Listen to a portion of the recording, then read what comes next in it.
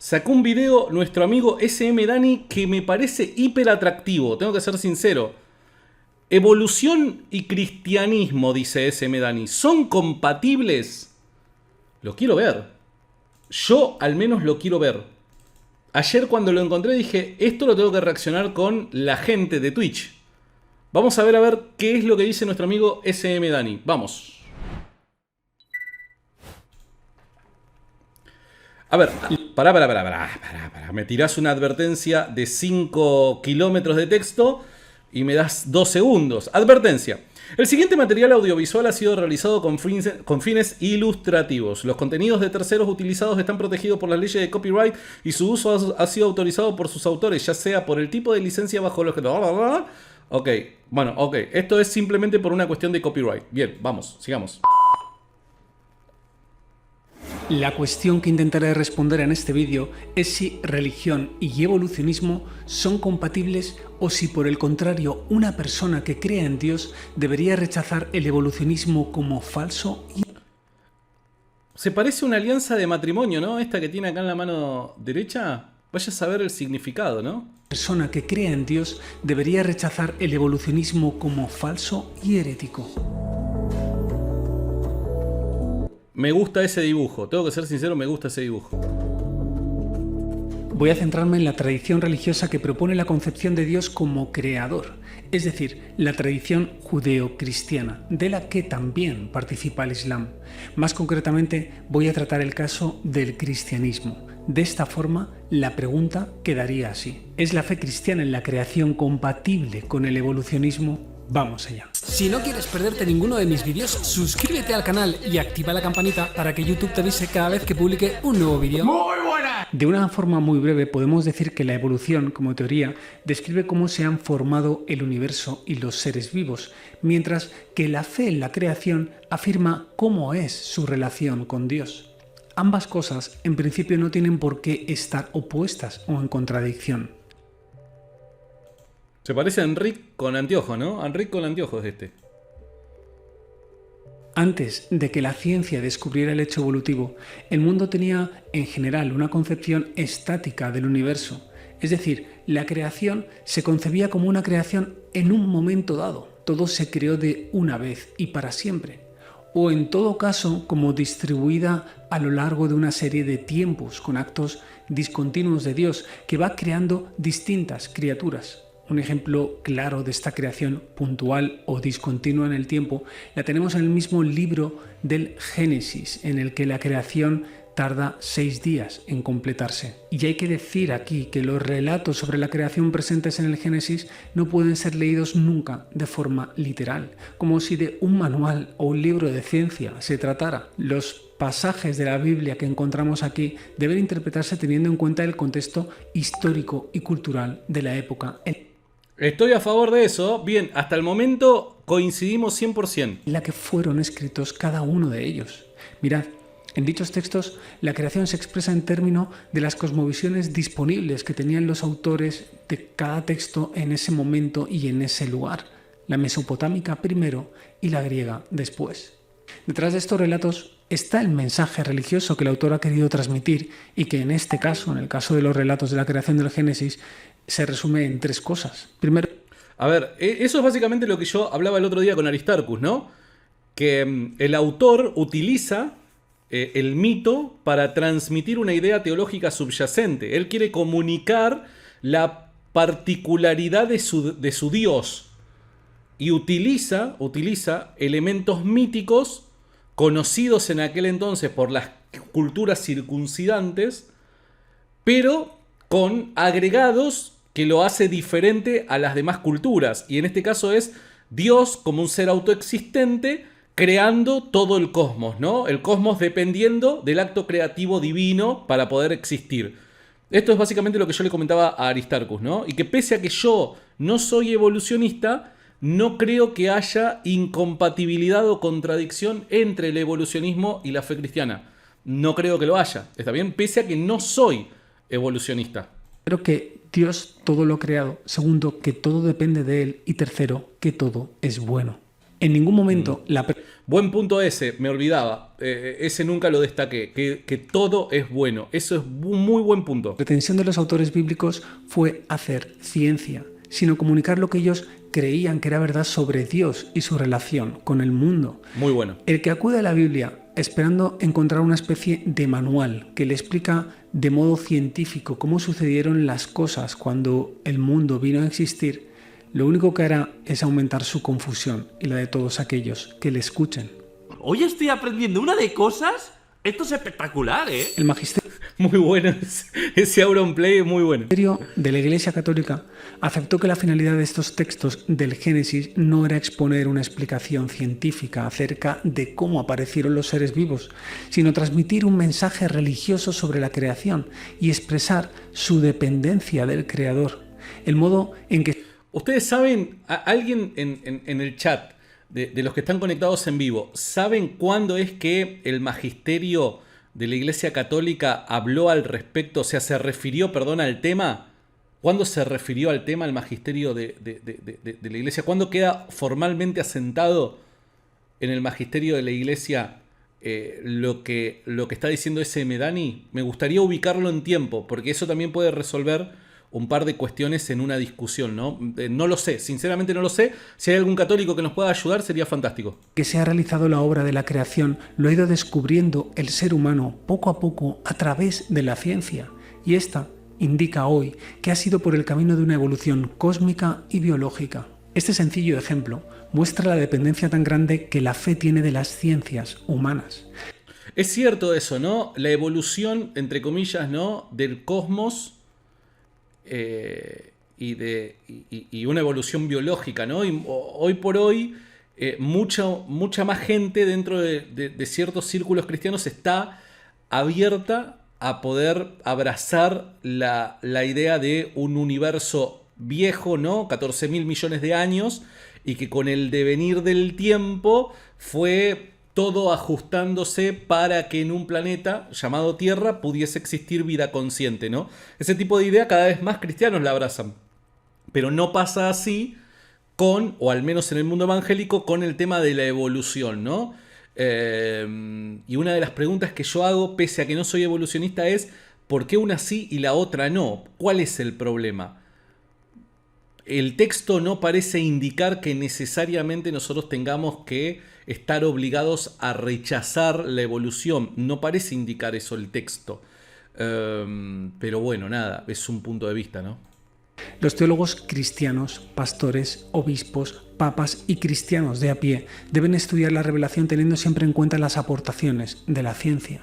La ciencia, como método que permite conocer una parte de lo que existe, tiende también a la verdad y por lo tanto no es una enemiga de ella, sino una luz más que no hay que despreciar.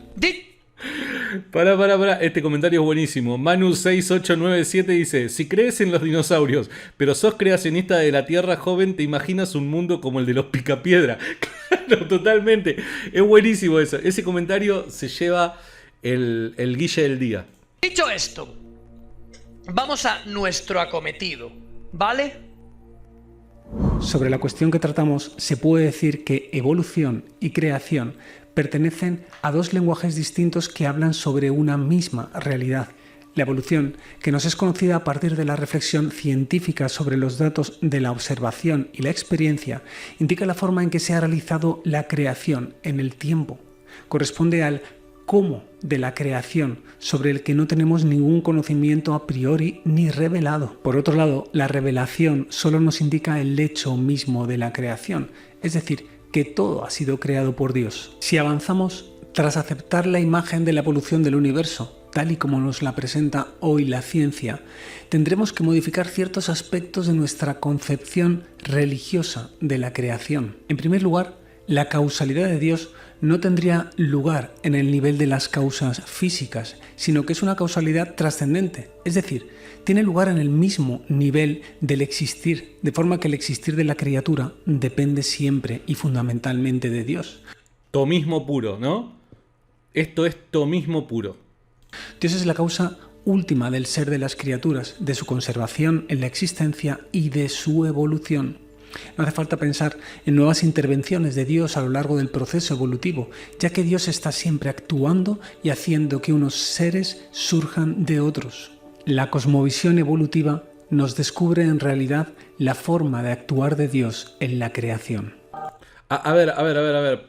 Quiero mencionar algo, ¿no? Cuando habla de que Dios no es el causante físico, está hablando exclusivamente de la aparición de los primeros seres humanos, ¿no es cierto? A eso se está refiriendo.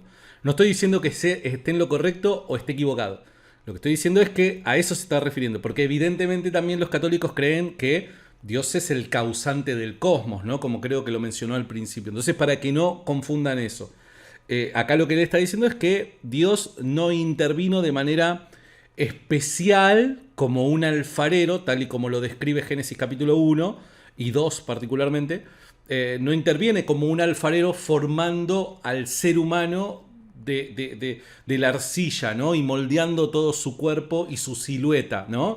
Esa imagen de alfarero es poética, mítica. Y el autor, por medio de esa imagen, lo que quiere hacer es transmitir ideas teológicas por debajo, ¿no? Subyacentes. Entonces, vale la pena la aclaración. Y lo que habló acerca de la causa, o Dios como causante, es propio del tomismo. Es una postura tomista. Para poder entender esta idea, más o menos tenés que empaparte un poquito con Tomás de Aquino. Hemos de considerar también que el acto creador de Dios está fuera del tiempo e incluye toda la evolución que sí tiene lugar en el tiempo. Para que sepan, esta manera de ver la creación recibe a veces el nombre de creación continua, según la cual el acto creador no se limita al primer instante, dejando luego libre al universo para evolucionar por sí solo, como considera el pensamiento deísta, sino que es un continuo y simultáneo con cada uno de los instantes de la evolución. El biólogo y teólogo Smith Morman, en su reflexión sobre la creación de un mundo en evolución, utilizaba además el concepto de creatio appellata, creación llamada, cuya idea básica es que la creación del universo consiste en que es llamado por Dios a salir de la nada hacia él. Según Smith, la llamada que Dios hace al universo a salir de la nada no produce automáticamente criaturas totalmente desarrolladas, sino que produce las estructuras y los elementos más simples con los que se inicia el proceso de la evolución cósmica y sus diversos estadios. Desde el punto de vista de la ciencia, el universo evoluciona, y desde el punto de vista de la fe, es obra de Dios en cada momento. Dos puntos de vista distintos pero compatibles y en posible diálogo. Un diálogo que apenas acaba de comenzar, como quien dice, pues hay que reconocer que durante mucho tiempo, y aún todavía en algunos ámbitos, lo que ha predominado es la confrontación salvaje entre religión y ciencia. ¿Qué dices? Es cierto eso es cierto. Hay en algunos círculos cristianos en donde todavía ni siquiera se acepta la posibilidad de la discusión, ¿no? Es cierto. ¡Cállate! Actualmente, este diálogo está produciendo multitud de encuentros, conversaciones, nuevas síntesis y también nuevos conflictos. Y esto, a priori, era de esperar.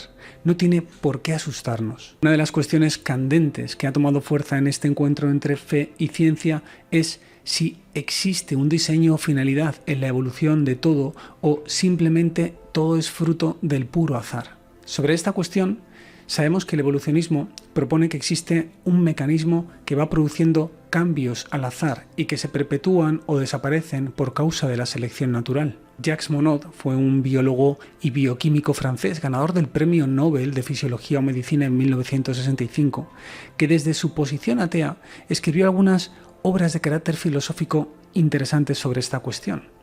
Básicamente pensaba que el azar se imponía como criterio metafísico para interpretar el universo. Y como todo es random, nada de lo que existe es deseado por... Ante la pregunta de Adán y Eva, ¿no? Y el lugar que ocupan Adán y Eva en un supuesto entorno o en un supuesto mundo donde la evolución es verdad, ¿no?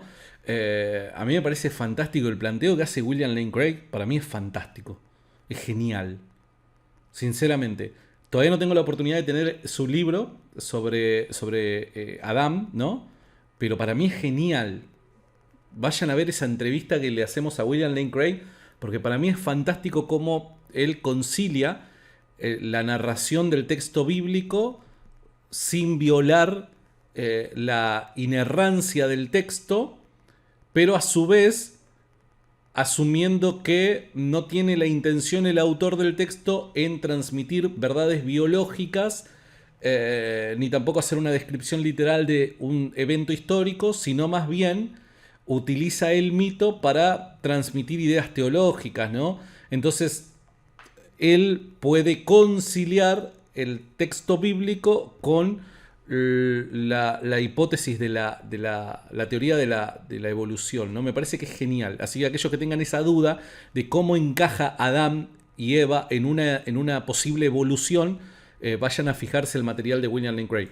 Nada y por nadie, y por lo tanto nuestra existencia es un puro absurdo. El hombre por fin se sabe solo en la inmensidad insensible del universo, de la que ha surgido solo por casualidad. Su destino no está escrito en ninguna parte, ni es su deber. El reino de lo anterior o la oscuridad de lo posterior, esta es su elección. Es cierto, el problema que está presentando también Iram Porkesi, ¿no? Es cierto lo que menciona acerca del problema de la abiogénesis. La evolución no viene a proveer una respuesta acerca de el origen de la vida en el planeta Tierra. Eso no presenta la evolución o la teoría de la evolución no tiene como objetivo presentar esa respuesta. Así que hasta el momento, para mí, sin la intervención directa de Dios para producir vida, ya sea que la produzca y que los diferentes tipos de vida. Entonces decía, retomo, la teoría de la evolución no tiene la intención de proveer una respuesta al problema de la abiogénesis. Entonces creo que ahí sí se requiere la necesidad de Dios, ¿no? Porque de la no vida no puede surgir vida. Continuamos. Pero esperen un cachito que voy a subir un poquito el volumen acá, ahora sí. Que el azar forme parte intrínseca de la evolución no implica necesariamente que todo el proceso, tal como se ha producido, sea exclusivamente fruto del azar. Es cierto que la ciencia no puede hablar de diseño o finalidad. Esta perspectiva no entra de por sí en su metodología, pues se limita a describir los procesos que encuentra la naturaleza y proponer los mecanismos que han actuado en ellos. Eso no implica que deba negar que existan otros niveles posibles de reflexión como la filosofía o la teología, que sí pueden plantearse la cuestión de si en el conjunto de toda la evolución del universo existe una finalidad. Hacía mucho que no encontraba un video tan bien explicado al respecto. Es extraordinario cómo lo está explicando, sinceramente. Con detalle, con dato, sistemáticamente, con un lenguaje claro. Extraordinario este video de SM Dani, sinceramente. No se trata de proponer el diseño a partir de ciertas lagunas en la explicación científica y a su mismo nivel, como intentan los defensores del diseño inteligente, sino de considerar todo el proceso evolutivo desde otra perspectiva y descubrir en él una finalidad que le da sentido. Para la teología, la mayoría de vosotros ya lo sabéis, esa finalidad vendría dada por el plan global de Dios en la creación, que incluiría la aparición al final de la evolución de criaturas capaces de relacionarse con Él, de seres libres capaces de amar. Interesante, ¿verdad? Toda esta cuestión. Y estamos solo en el principio, en los albores de este diálogo fe-ciencia. Abordar de forma madura este diálogo fe-ciencia exige también tener en cuenta que hay dos grandes peligros que nos amenazan siempre en este encuentro. El primero de ellos es el fundamentalismo religioso, del que ya he hablado en otros vídeos, y que en este terreno especialmente es problemático porque confunde la lectura de la Biblia con la lectura de un manual, de una descripción casi científica de cómo sucedió la creación. Y el otro peligro es que la frontera entre ciencia y filosofía en muchas ocasiones parece confusa y debe definirse con la mayor claridad posible. Si no, los científicos dejan de hacer ciencia para hacer ideología. El problema actual muy bueno ese último punto, muy bueno. con la evolución es que muchas veces se presenta ligada a una ideología materialista y atea. Y esto lleva a identificar la teoría científica con su interpretación ideológica. Son cosas distintas. La ciencia en sí misma no entra en planteamientos que pertenecen a la reflexión filosófica. Cuando alguien propone que la racionalidad científica es la única que explica toda la realidad, está moviéndose en el campo de las ideologías y no en el de la ciencia. Cuando esto pasa, los mecanismos de la evolución se convierten en la explicación última del todo, dando así origen a un darwinismo que es una ideología global y no una teoría científica. Los medios se convierten en un fin. Es extraordinario lo que está diciendo ese Medani. Es genial este video. Este video es genial. De verdad que es genial este video. Este tipo de ideología, que a veces se encuentra mezclada con la explicación científica, no se sigue de la ciencia misma y es realmente una filosofía materialista. Y lo que hace es crear un conflicto con el pensamiento religioso al negar la realidad de Dios y su acción creadora. Y no es que para que se dé este diálogo se deba prohibir a un científico poder tener su filosofía, su ideología, su cosmovisión de sentido, sino que al igual que a un teólogo se le exige que no intente hacer ciencia con las descripciones y los relatos bíblicos, al científico se le debe exigir también que no intente hacer filosofía o teología a partir de los datos de la ciencia. Es extraordinario. Esta forma, esta reflexión final es un gol de media cancha. Es el gol del Piti Martínez en Madrid, ¿se entiende? Dice, bueno, de la misma forma que el científico tiene todo su derecho y está justificado en pedirle al teísta o al cristiano que no haga ciencia partiendo del hecho bíblico, así también nosotros estamos justificados en exigirle al científico que no haga filosofía ni teología, no hable de un fin último, cosas por el estilo, a través de la ciencia. Me parece que es extraordinario, porque en sí mismo los mecanismos no se pueden convertir en un fin. Son mecanismos, son medios que nos conducen a algo. La pregunta es, si realmente creemos que el cosmos se conduce hacia un fin, la pregunta es, ¿esto puede llegar a explicarse sin la necesidad de un ser inteligente detrás de ello? Quiero mostrarles algo. Si me permiten un instante. Voy a buscar, para cerrar esta parte, voy a buscar un video de William Lane Craig que es extraordinario. Presten atención a este video que les voy a mostrar. Es un extracto, un simple extracto del famosísimo debate de William Lane Craig con Christopher Hitchens. Es extraordinario. Presten atención. Voy a tratar de acomodar todo para que lo puedan leer. Ahí está. Vamos. Presten atención a lo que va a decir William Lane Craig. Of the Genome Project. We don't see any good reason to think that atheism is true. Now, he did make some remarks about the theory of evolution, which at least insinuated that this was somehow incompatible with theism. And I have 2 points to make about this. First, I think that the theory of biological evolution is simply irrelevant to the truth of Christian theism.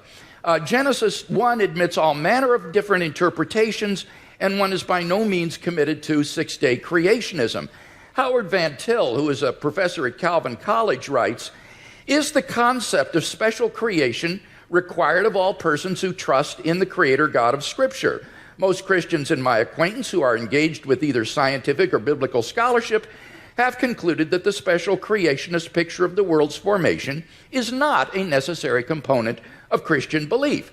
Nor is this a retreat caused by modern science. St. Augustine in the AD 300s in his commentary on Genesis pointed out that the days don't need to be taken literally, nor need the creation be a few thousand years ago. Indeed, he suggested that God made the world with certain special potencies that would gradually unfold over time and develop. This interpretation came 1,500 years before Darwin, so that it is not a forced retreat in the face of modern science. So any doubts that I would have about the theory of biological evolution would be not biblical, but rather scientific. Namely, what it imagines is fantastically improbable. Barrow and Tipler, two physicists, in their book The Anthropic Cosmological Principle, list 10 steps in the course of human evolution, each of which is so improbable that before it would occur, the sun would have ceased to be a main sequence star and incinerated the Earth. And they calculate the probability of the evolution of the human genome to be somewhere between 4 to the negative 180th power to the 110,000th power, and 4 to the negative 360th power to the 110,000th power. So if evolution did occur on this planet, it was literally a miracle and therefore evidence for the existence of God. So I don't... Es un capo. Este chabón es un capo. Es un crack. Lo amo. Tengo que ser sincero. Es extraordinario lo que acaba de decir. O sea, básicamente lo que está diciendo es: si la evolución es cierta, dado los cálculos matemáticos que podrían indicarnos la probabilidad de que esto haya ocurrido, necesitamos la intervención milagrosa de Dios para que esto pueda llevarse a cabo. Básicamente es eso lo que dice. Es extraordinario. I don't think this is an argument for atheism. Quite the contrary. It really provides good grounds for thinking that God superintended the process of biological development. So the Christian can be open to the evidence to follow it where it leads. By contrast, as Alvin Plantinga has said, for the naturalist, evolution is the only game in town. No matter how fantastic the odds, no matter how improbable, it's got to be true, because there is no intelligent creator and designer. So in one sense, you've got to feel a little sorry for the atheist. He can't really follow the evidence where it leads. His presuppositions determine the outcome. By contrast, if there is a fine-tuner and creator of the universe, then already in the initial conditions of the Big Bang, you have an elaborately designed universe that permits the evolution and existence of intelligent life. And I think evolution simply layers on more improbability. Hasta este momento, evidentemente William Lane Craig no estaba a favor de la evolución, ¿no? Ahora cambió de postura, sí está a favor de la evolución, pero lo que nos queda es el cálculo matemático al que apela, en donde dice, bueno, de que sea que Dios haya utilizado el proceso evolutivo para crear a los seres humanos tal y como son, etcétera, etcétera, la única forma en la que se puede explicar de que estos cálculos cierren y que realmente puedan ser una descripción de la realidad es que Dios haya intervenido de forma milagrosa. Así que el evolucionista requiere la mano de Dios detrás, guiando este proceso evolutivo, ¿no? Me parece que es fantástico. Así que por mi parte el video de S.M. Dani es una joya. De verdad, chapó por el video de S.M. Dani. ¿Qué les pareció a ustedes?